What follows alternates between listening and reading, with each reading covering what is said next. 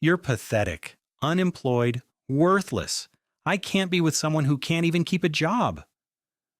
Those were my wife's last words to me before she filed for divorce. I'd just been laid off. Tech industry layoffs. Not my fault, but she didn't care. I need a man who can provide, who has ambition, who has drive. You're not that man. She left. I was destroyed, unemployed, alone, 30 years old, and starting over with nothing. I could have given up.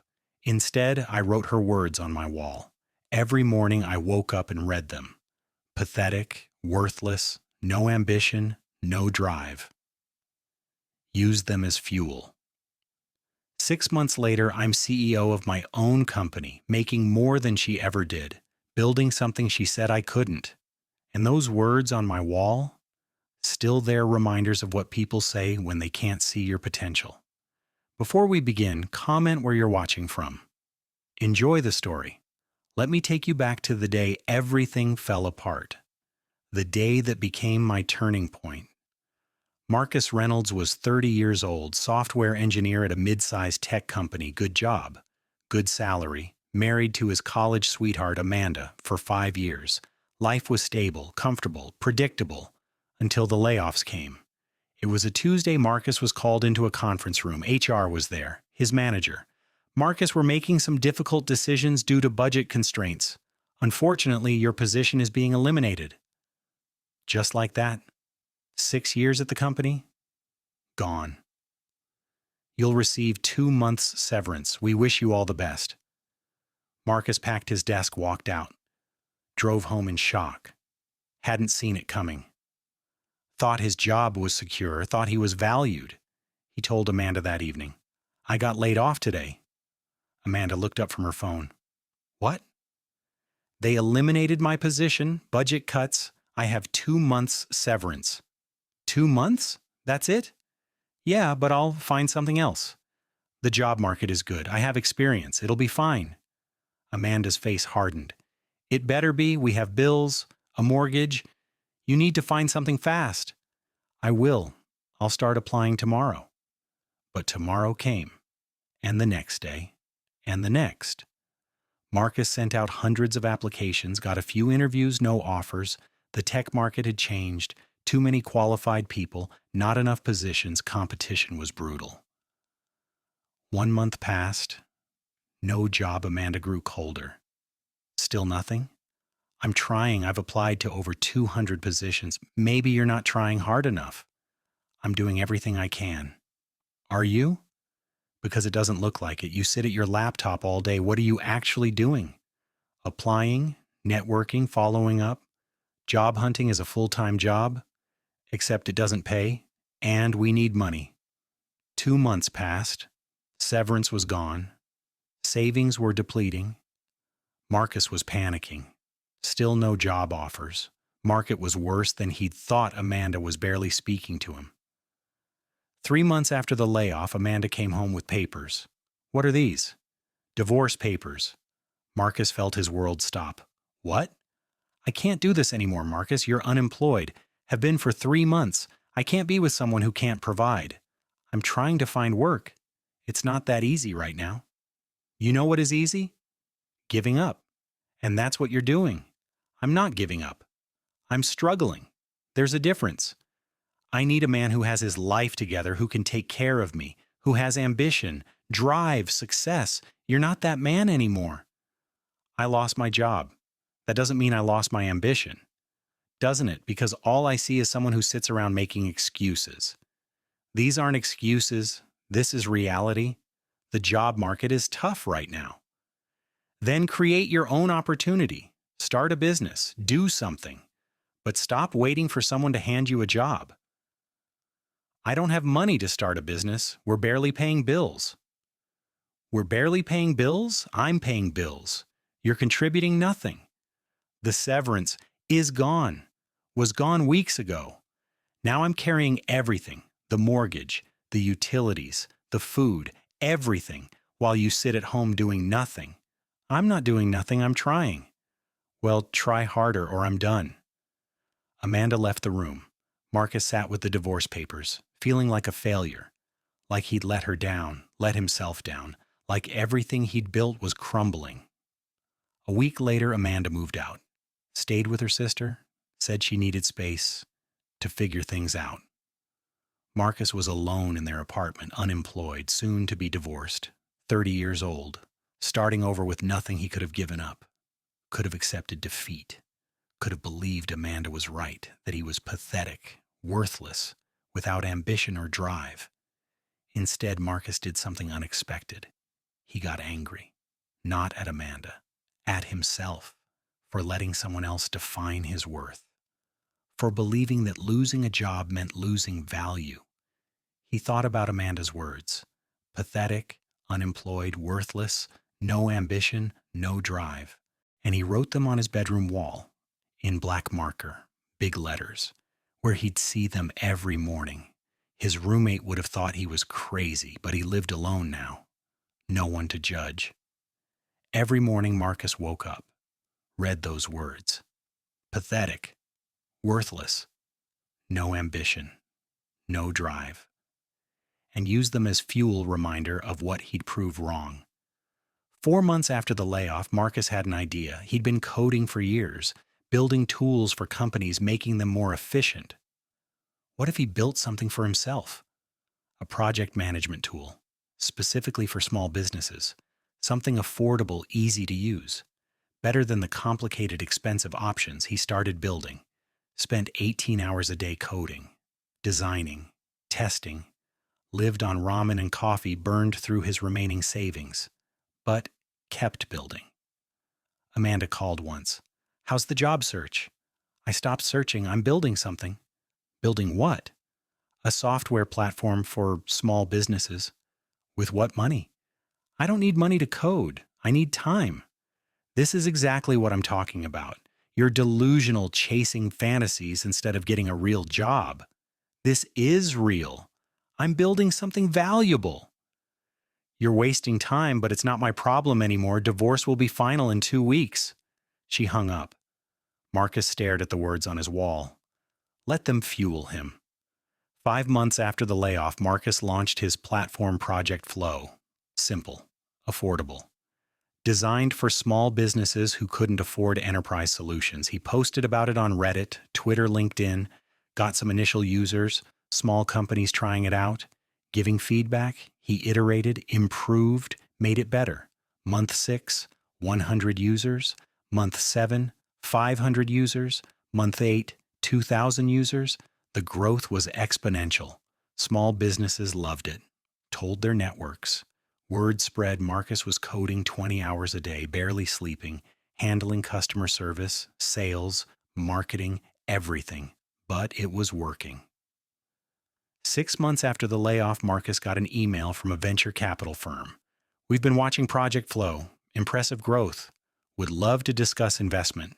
Marcus took the meeting, pitched his vision. The VC firm was interested, very interested. "We'd like to invest $2 million in exchange for 20% equity. You'd become CEO. We'd help you hire a team, scale the business." Marcus couldn't believe it. $2 million. CEO. His own company. He accepted. The next month was a whirlwind. Hiring developers, marketing specialists, sales team, moving into an office, building a real company. ProjectFlow exploded. 10,000 users, 50,000 users, 100,000 users, revenue growing every month. 7 months after the layoff, Marcus was CEO of a real company, making $180,000 salary plus equity worth millions. Building something valuable, something that mattered. Forbes reached out. "We're doing a piece on emerging tech entrepreneurs. Would love to feature you." The article came out 30 under 30 tech entrepreneurs to watch. Marcus's photo, his story, his company, called him a rising star in the tech industry. The article went viral. Marcus's phone blew up. Messages from old co-workers, friends, family, everyone congratulating him, including one message from Amanda. "Saw the Forbes article. Wow, I'm so proud of you. I always knew you'd succeed." Marcus stared at that message for a long time. 7 months ago, this woman had called him pathetic, worthless. said he had no ambition, divorced him for being unemployed. Now she was proud, always knew he'd succeed. The rewriting of history was impressive. Marcus responded, "You didn't know I'd succeed. You called me worthless and left when I needed support, but thanks. Your words on my wall every morning were great motivation." "What do you mean my words on your wall?" "I wrote them there: pathetic, unemployed, worthless, no ambition, no drive. Everything you said before leaving. Read them every morning. Use them as fuel to build something you said I couldn't." "Marcus, I was frustrated and I didn't mean those things." "Yes, you did. You meant them when you said them. When you filed for divorce, when you left, you meant every word. And honestly, I'm glad you did, because those words pushed me harder than support ever could have. Can we meet? Talk about this?" "There's nothing to talk about. You made your choice when I was down, when I'd lost everything. You chose to leave, I don't blame you. But I don't need you back now that I'm up. I made a mistake. I see that now.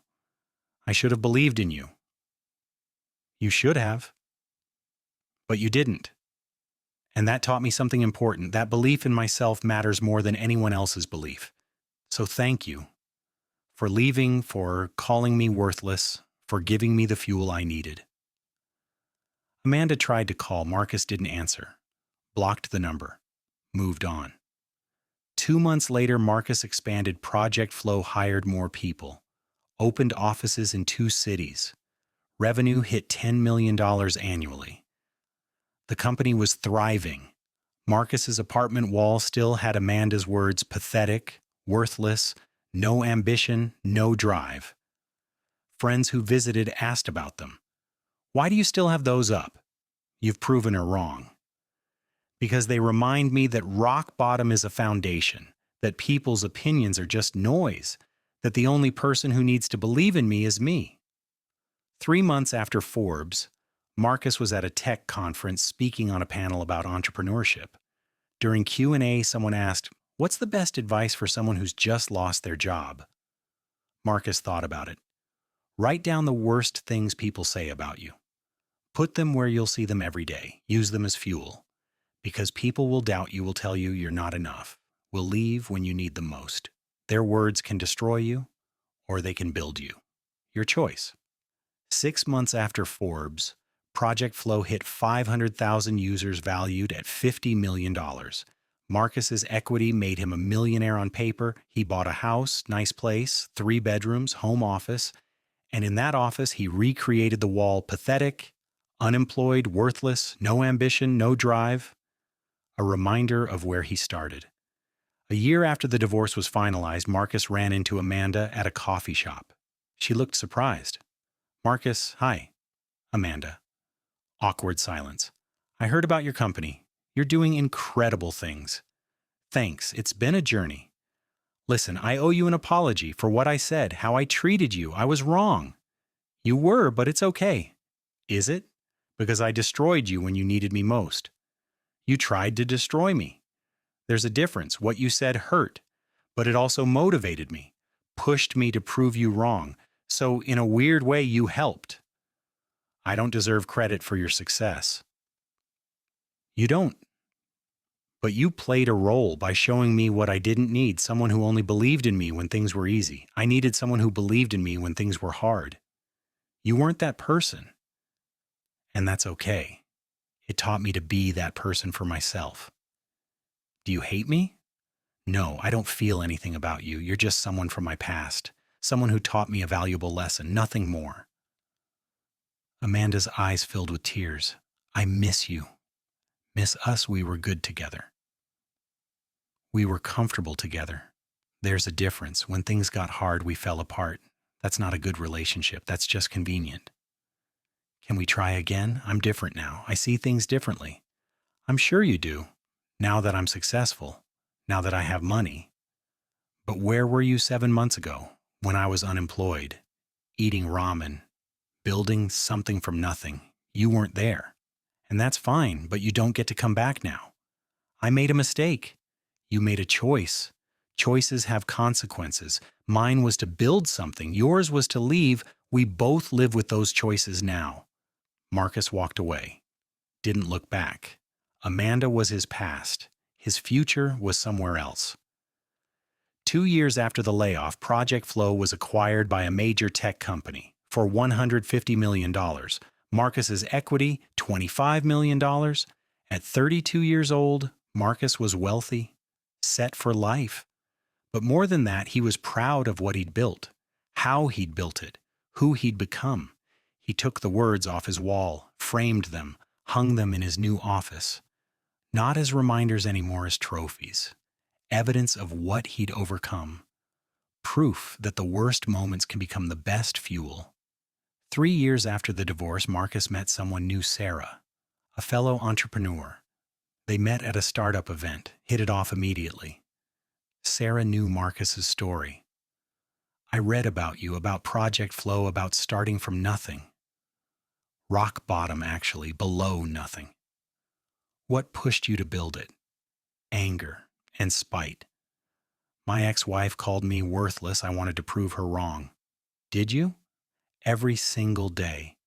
They dated, fell in love. Sarah supported Marcus's work. He supported hers. They built together, pushed each other, believed in each other, even when things were hard. 4 years after the divorce, Marcus and Sarah got married. Small ceremony, close friends and family. During his vows, Marcus said something unexpected. 4 years ago, I was at my lowest point. Unemployed, divorced, alone. Someone told me I was worthless, had no ambition, would never amount to anything. Those words almost destroyed me, almost made me believe them, but instead I used them as fuel, as motivation, as proof of what I'd overcome. Sarah, you're the opposite of those words. You see potential when I doubt. You believe when I question, you support when I struggle. That's what partnership looks like. Not leaving when things are hard, but staying and building together. I promise to always be that for you, like you are for me. 5 years after the layoff, Marcus sold his stake in the acquiring company, walked away with $40 million total, started a new venture, a venture capital firm, specifically investing in entrepreneurs who'd been written off, who'd failed, who'd been told they weren't good enough. I invest in people with something to prove, Marcus told reporters, because those are the people who build empires. 6 years after Amanda left him, Marcus saw her Instagram she'd gotten remarried to someone wealthy, posted photos of vacations, designer bags, expensive dinners, living the life she'd wanted. Marcus felt nothing. No jealousy, no anger, just indifference. She'd gotten what she wanted. He'd built what he needed. Different paths, different outcomes. Years later, someone asked Marcus, "Do you regret your first marriage? Wish it had worked out differently?" No, that marriage needed to end. Amanda wasn't wrong to leave. She wanted someone who could provide immediately. I wasn't that person then. Needed time to build. We wanted different things. The divorce was right for both of us. But she left you at your lowest point. She did. And that hurt. But it also freed me. To build without someone questioning every decision. To fail without someone saying, "I told you so." To succeed without sharing it with someone who doubted. Sometimes the best thing someone can do is leave, not because they're bad, but because they're wrong for your journey. Do you still have the words? The ones she said? Yes, framed in my office, framed pathetic, unemployed, worthless. No ambition, no drive. Why keep them? Because they remind me that other people's opinions are just noise, that rock bottom is a foundation, not a grave. That the worst moments create the best fuel. Those words almost destroyed me. Instead, they built me that's worth remembering. 10 years after the layoff, Marcus's story became legend. In entrepreneurship circles, in business schools, the guy who went from unemployed to CEO in 6 months, who used his ex-wife's insults as motivation, who built a $150 million company from nothing. People asked for his secret. Marcus's answer was always the same. There's no secret, just a choice. When someone tells you you're worthless, you can believe them, or you can prove them wrong. I chose to prove them wrong. Every single day, with every line of code, every user, every dollar, every success. That's not a secret, that's just determination. The words stayed on his office wall: pathetic, unemployed, worthless, no ambition, no drive. Not as wounds anymore, as scars, evidence of what he'd survived. Proof that sometimes the best revenge isn't revenge at all, it's success. Built from the ashes of someone else's doubt. Fueled by their certainty that you'd fail. Proven by your refusal to accept their definition of your worth. Amanda had been wrong about Marcus, but she'd been right about one thing. He wasn't the man she needed. He was better, stronger, more driven, more successful, not for her, for himself. And that was the point. You don't build empires for people who left you. You build them for yourself, to prove to yourself that you're more than their worst opinion, that you're capable of more than their limited imagination, that their leaving was the beginning of your becoming. Marcus became. And the words on his wall remained, a permanent reminder that sometimes the worst things people say about you become the best reasons to prove them wrong. What did you think of Marcus's story? Comment below. Rate 0 to 10. Subscribe for more stories about turning pain into power.